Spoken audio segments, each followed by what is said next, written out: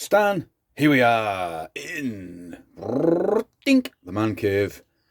This is just a quick little video because this item might be leaving my collection very quickly. But I'll tell you what's happened. So, I bought this the other week, fortnight ago or so, off eBay. It was only £8, plus a bit of postage, a tenner.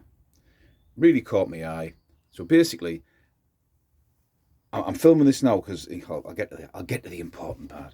I believe this is a form of appreciation certificate from World War One. I've never really heard of them before, but it's you served in the Great War, and you possibly, when you got back home, your local church group or local politicians or the town thanked you for your service.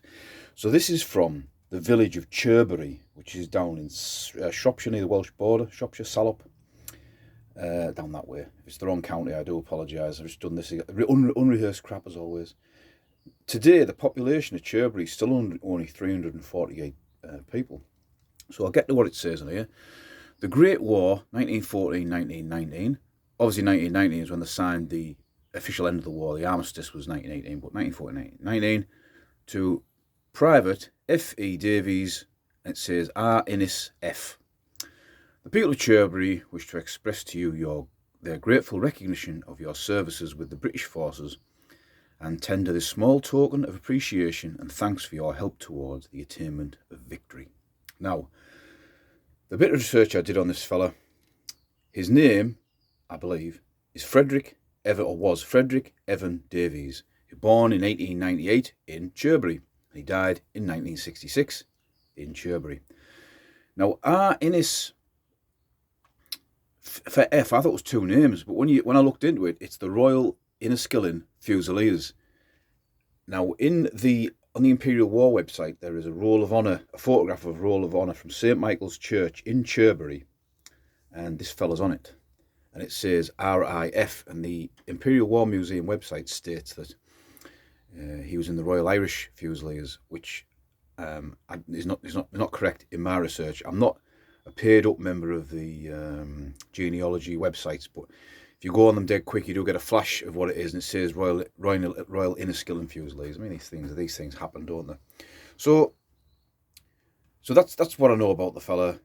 What got me going was like, okay, medals move from person to person, and my own family didn't really cherish the older relatives from years ago as medals. I mean, the great uncles ones, yeah, but the great grandfathers were just in a box. So I understand where that comes from. But this is something where you think, I bought it off an eBay seller. It was covered in black soot, like it had been in an attic for ages. I cleaned it up. And I thought, how did this one sort of wriggle through the gap? Because I mean, it is actually quite a personal thing, isn't it? It looks like something that should be in a church.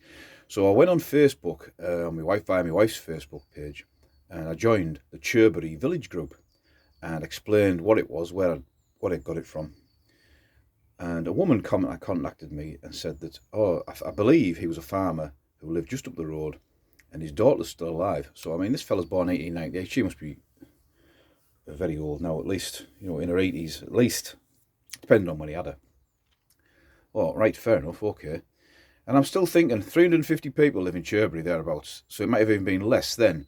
Someone must know a bit more about this guy. I couldn't find out where he was buried, but he's probably buried in the local area. He lived all his life there, barring the Great War. Last night, I got a message off the woman stating she'd been talking to the daughter, and this, along with all his medals, was stolen from a property in Chirbury they lived at, not the one they're in now, many years ago. So, whenever. And I thought, oh, right, okay. So I've messaged her back and said, his daughter must be really old now. Obviously, I don't want to give away something that I quite like just to the wrong family. If this is his, and she doesn't have to prove it, but maybe get in contact with me, I'll gladly give them it. No problem at all. Obviously, I don't believe the eBay seller was involved. They said many years ago, and this guy on eBay was selling. This was the only military item. There was just other bits. It's probably turned up at a car boot sale somewhere, and it's just been snapped up.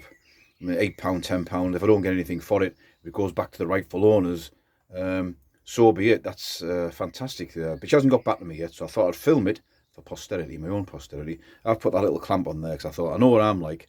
If you too many DDRTs, I'll knock into that. Smash that glass that's been on there for over 100 years. So yeah, it may stay in my collection. It may go down there depending on what she comes back with. But I'm just only sorry that I couldn't return the medals for them as well. But I suppose this must happen every now and again. The wonders of modern technology. So for once, this is Stan, not being stupid. You can see me hand there in the reflection. Not being stupid, just a genuine video about something that may or may not stay in my collection. So this is Stan. See ya.